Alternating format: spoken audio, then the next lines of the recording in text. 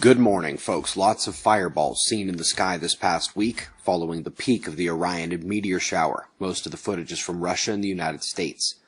We've got some important topics today, so let's get started over at spaceweathernews.com, finding a bit of a jittery star the last 18 hours or so, big dark coronal hole departing to the right, we've got limb pops, and the central disk surging and movement. It wasn't from any kind of eruptive activity or solar flaring.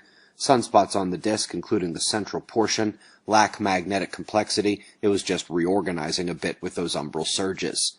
Solar wind is a far more interesting story, however. A slight speed and plasma temperature rise this morning was but a blip on the radar.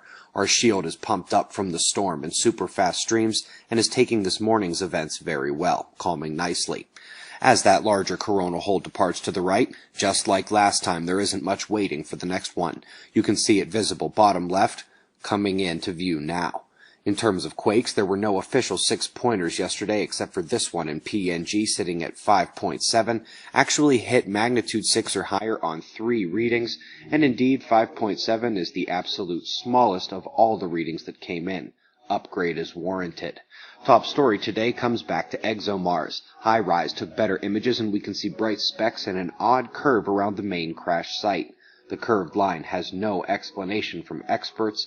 They also noted another new feature over to the right, interesting smaller version of the main impactor, and to the south we have a new better look at what appears to be both the heat shield and the parachute. Interesting bit from the Weather Channel here, looking for a hot central north U.S. in November. Appreciated, but all bets are off as NOAA has come back and just about flipped the script for the opposite forecast of heat intrusion. Something to watch over the next few weeks, along with NOAA's precipitation predictions. Folks, there's a new Deeper Look episode out. It is number 4 in the Global Electric Circuit Quake Energy series. This follows the numerous experiments you've seen already showing where the current will flow, which rocks block versus allow the current to pass, and how that ties back to earthquake predictions. In addition to the episode of Deeper Look, which is number 83 on the year, you should check out the conference page over at Suspicious Observers or at the Observatory Project page.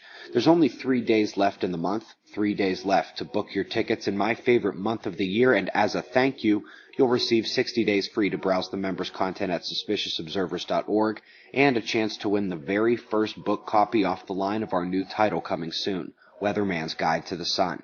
We've got pressure and radar forecast, followed by shots of our star to close. It's 3:45 a.m. in the new Valley of the Sun. Eyes open, no fear. Be safe, everyone.